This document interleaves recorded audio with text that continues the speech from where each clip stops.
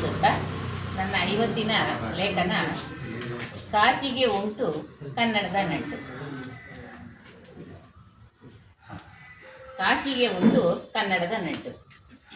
ಪರ ಊರಿನಲ್ಲಿ ನಮ್ಮ ಭಾಷೆಯ ಫಲಕ ಕಂಡರೆ ಎಷ್ಟು ಸಂತೋಷ ಆಗುತ್ತೆ ಅಲ್ಲವೇ?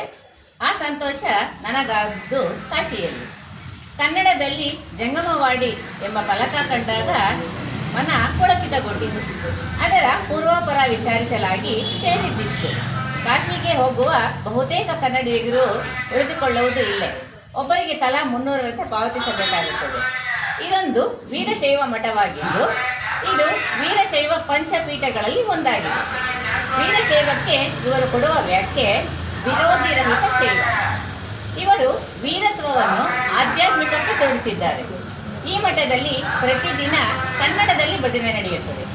ಪಂಚಪೀಠಗಳು ಹೇಗಿವೆ: ಶ್ರೀಶೈಲ ಪೀಠ ಸೂರ್ಯ ಸಿಂಹಾಸನ, ಕಾಶಿ ಜಂಗಮವಾಡಿ ಮಠ ಜ್ಞಾನ ಸಿಂಹಾಸನ, ಕೇದಾರ ಪೀಠ ರಜತ ಸಿಂಹಾಸನ, ಉಜ್ಜಯಿನಿ ಪೀಠ ಸುವರ್ಣ ಸಿಂಹಾಸನ, ರಂಭಾಪುರಿ ಪೀಠ ರತ್ನ ಸಿಂಹಾಸನ. ಈ 5 ಮಠಗಳು ಹೇಗೆಂದರೆ ಈಶ್ವರನ ಪಂಚಮುಖಗಳಾದ ಸದ್ಯೋಜಾತ, ವಾಮದೇವ, ಅಘೋರ, ತತ್ಪುರುಷ, ಈಶಾನಗಳಿಂದ ಒಂದೊಂದು ಯುಗದಲ್ಲಿ ಒಬ್ಬೊಬ್ಬ ಆಚಾರ್ಯರ ರೂಪದಲ್ಲಿ ಉದ್ಭವಿಸಿ ಜಂಗಮರಾಗಿ ಜಗದ ಜಂಜಡವನ್ನು ಕಳೆದಿರುತ್ತಾರೆ. ಈ ಕ್ರಮದಲ್ಲಿ ಕೃತಯುಗದಲ್ಲಿ ಪಂಚಾಕ್ಷರರಾಗಿ, ತ್ರೇತಾಯುಗದಲ್ಲಿ ವಕ್ತರರಾಗಿ, ದ್ವಾಪರದಲ್ಲಿ ವಿಶ್ವಕರ್ಣರಾಗಿ, ಕಲಿಯುಗದಲ್ಲಿ ವಿಶ್ವಾರಾಧ್ಯರಾಗಿ ಈ ಜಂಗಮವಾಡಿ ಮಠದಲ್ಲಿ ಅನ್ನದಾಸೋಹ, ಅಕ್ಷರ ದಾಸೋಹ, ಧರ್ಮ ಆಚರಣೆಗಳ ಮಹತ್ವವನ್ನು ಜನರಿಗೆ ಸಾರುತ್ತಾ ಬಂದಿದ್ದಾರೆ. ಕಾಶಿ ಪೀಠವು ಜ್ಞಾನಪೀಠವೆಂದು ಹೆಸರಾಗಿರುವುದರಿಂದ ದೇಶದೆಲ್ಲೆಡೆ ಎಲ್ಲ ವೀರಶೈವ ಮಠಗಳಲ್ಲಿ ಇಲ್ಲಿ ವಿದ್ಯೆ ಕಲಿತವರೇ ಪೀಠಾಧಿಪತಿಗಳಾಗಿರುತ್ತಾರೆ. ಇಲ್ಲಿ ಗುರುಕುಲ ಪ್ರಾರಂಭವಾಗಿದ್ದು ದ್ವಾಪರ ಯುಗದಲ್ಲಿ. ಪ್ರಾರಂಭ ಮಾಡಿದ್ದು ವಿಶ್ವಕರ್ಣರು. ಮೊದಲ ವಿದ್ಯಾರ್ಥಿ ದೂರ್ವಾಸ ಮುನಿ ಎಂದು ಹೇಳಲಾಗುತ್ತದೆ. 1918ರಲ್ಲಿ ಈ ಗುರುಕುಲಕ್ಕೆ ವಿಶ್ವಾರಾಧ್ಯ ಗುರುಕುಲ ಎಂದು ಮರುನಾಮಕರಣ ಮಾಡಲಾಯಿತು. 2018ರಲ್ಲಿ ಗುರುಕುಲದ ಶತಮಾನೋತ್ಸವ ಸಮಾರಂಭದಲ್ಲಿ ಪ್ರಧಾನಮಂತ್ರಿ ಮೋದಿಯವರು ಕನ್ನಡದಲ್ಲಿ ಭಾಷಣ ಶುರು ಮಾಡುವಷ್ಟು ಈ ಮಠದೊಂದಿಗೆ ಕನ್ನಡ ಹಾಸುಹೊಕ್ಕಾಗಿದೆ. ಆಚಾರ್ಯ ಹಾಗೂ PhD ಪದವಿಗಳಿಗೆ ಇಲ್ಲಿ ಉಚಿತವಾಸಕ್ಕೆ ಅವಕಾಶವಿದೆ. ಇಲ್ಲಿ 3 ಹೊತ್ತು ಉಚಿತ ಅನ್ನದಾಸೋಹವಿರುತ್ತದೆ. ಶುಚಿಗೂ ರುಚಿಗೂ ಹೆಸರುವಾಸಿಯಾಗಿದೆ. ಇದು ಕಾಶಿಯ ಗೋದೋಲಿಯ ಚೌಕ, ಈಗಿನ ನಂದಿ ಚೌಕದ ಬಳಿ ಇದ್ದು ಕಾಶಿ ವಿಶ್ವನಾಥ ದೇಗುಲಕ್ಕೂ ಗಂಗಾ ನದಿಗೂ ಹತ್ತಿರವೇ ಇದೆ. ಕಾಶಿಯಲ್ಲಿ ಸುಮಾರು 350 ಮಠಗಳಿದ್ದು ಈ ಮಠವು ಕಾಶಿಯ ಅತಿ ಪುರಾತನ ಮಠಗಳಲ್ಲಿ ಒಂದಾಗಿದೆ. ಜಗದ್ಗುರು ವಿಶ್ವಾರಾಧ್ಯರು ಈ ಮಠದ ಆದ್ಯ ಪ್ರವರ್ತಕರು. ಯೋಗ ಬಲದಿಂದ 311 ವರ್ಷ ಪೀಠದಲ್ಲಿ ಇದ್ದರು ಅಂತ ಜಗದ್ಗುರು ಪಟ್ಟವಲ್ಲರಿ, ಅಂದರೆ ಈ ಜಗದ್ಗುರುಗಳ ವಂಶವೃಕ್ಷದಲ್ಲಿ ಉಲ್ಲೇಖವಿದೆ. ಅವರ ನಂತರ ಅವರು ತಮ್ಮ ಶಿಷ್ಯ ಮಲ್ಲಿಕಾರ್ಜುನ ಎಂಬವರಿಗೆ ಈ ಪೀಠದ ಅಧಿಕಾರವನ್ನು ಬಿಟ್ಟುಕೊಟ್ಟು ಸಜೀವ ಸಮಾಧಿ ಆಗುತ್ತಾರೆ. ಇಂದಿಗೂ ಜಂಗಮವಾಡಿ ಮಠದಲ್ಲಿ ಪೂಜಿಸುತ್ತಿರುವುದು ಇದೇ ಗಾದಿಯನ್ನು. ಅವರ ನಂತರ ಅವರ ಉತ್ತರಾಧಿಕಾರಿ ಮಲ್ಲಿಕಾರ್ಜುನರನ್ನು ಜಗದ್ಗುರು ವಿಶ್ವಾರಾಧ್ಯ ಮಲ್ಲಿಕಾರ್ಜುನ ಶಿವಾಚಾರ್ಯ ಹೆಸರಿನಿಂದ ಕರೆಯುತ್ತಿದ್ದರು.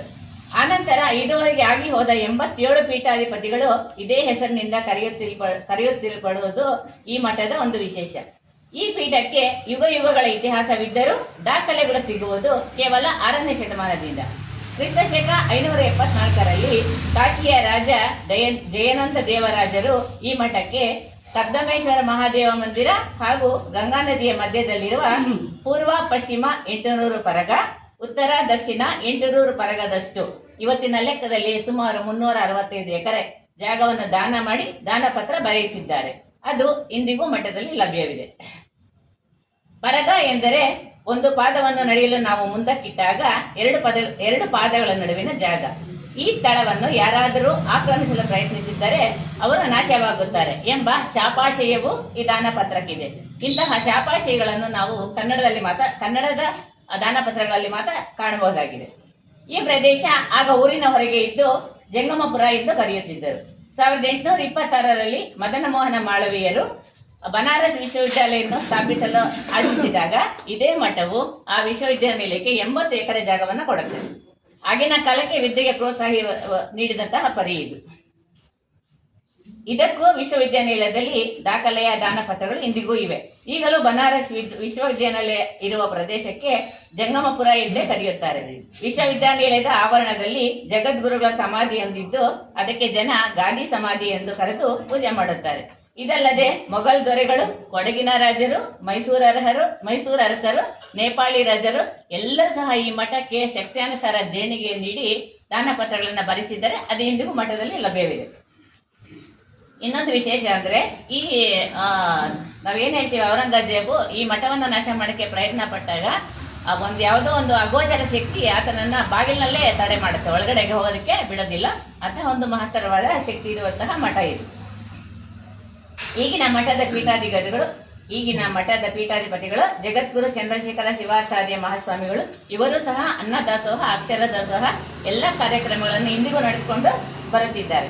ಶಿವನನ್ನು ಬಲ್ಲವರು ವಾಸಿಸುವ ಸ್ಥಳವೇ ಜಂಗಮವಾಡಿ ಎಂದು ಅರ್ಥೈಸಬಹುದು. ಈ ಮಠದ ಆವರಣದಲ್ಲಿ 55 ಚದರ ಅಡಿಗಳಷ್ಟು ಪ್ರದೇಶದಲ್ಲಿ ಲಕ್ಷಾಂತರ ಚಿಕಣಿ ಶಿವಲಿಂಗಗಳು ಅಂದರೆ ಸಣ್ಣ ಶಿವಲಿಂಗಗಳು ಜೋಡಿಸಲ್ಪಟ್ಟಿವೆ. ಪ್ರತಿ ಶಿವಲಿಂಗದ ಮುಂದೆಯೂ ಸಣ್ಣ ನಂದಿಯೂ ಇದೆ. ಇಷ್ಟೊಂದು ಶಿವಲಿಂಗಗಳು ಯಾಕೆ ಇಲ್ಲಿವೆ ಅಂತಂದರೆ, ಸಾಮಾನ್ಯವಾಗಿ ವೀರಶೈವ ಮತದಲ್ಲಿ ಪಿಂಡ ಪ್ರದಾನ ಪದ್ಧತಿ ಇರೋದಿಲ್ಲ ಅಂತೆ. ಹಾಗಾಗಿ ಯಾರಾದರೂ ಅವರ ಬಂಧುಗಳು, ಸ್ನೇಹಿತರು ತೀರ್ಕೊಂಡಾಗ ಅವರ ಹೆಸರಿನಲ್ಲಿ ಒಂದು ಲಿಂಗವನ್ನು ಅಲ್ಲಿ ಪ್ರತಿಷ್ಠಾಪನೆ ಮಾಡುತ್ತಾರೆ. ಧನ್ಯವಾದಗಳು.